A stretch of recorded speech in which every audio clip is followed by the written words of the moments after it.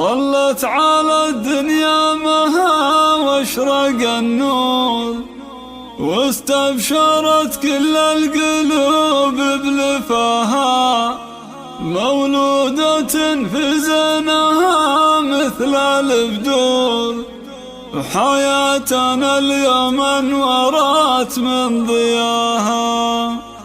يا مرحبا والفل والورد منثور، للي بوسط الروح يسكن غلاها، للي بوسط الروح يسكن غلاها.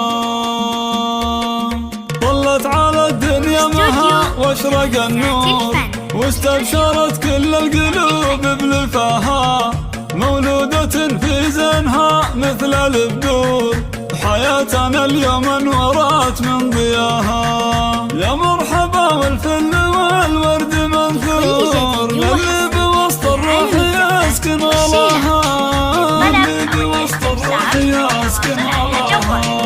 هضيمها وقدومها فرحة وسرور، الخير والسعادة هلت معاها، بعد انتظار سنين وايام وشهور، جتنا وفرحتنا ما نلحق نداها.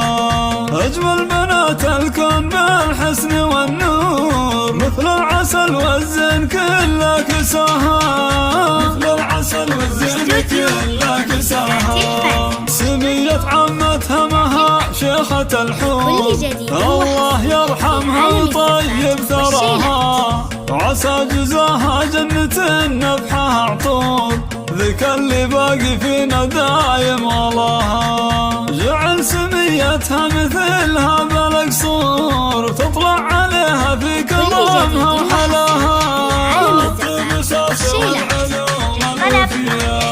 وبدروبها اليوم بالحلم مسرور، بقرة عيون وضياها وماها. هذا ابو رائد رعى الطيب والشور، كل المواقف الصعاب احتماها، من راس قوم العز والساس مشهور، بن تميم اللي يشرف نباها، بن تميم اللي يشرف نباها.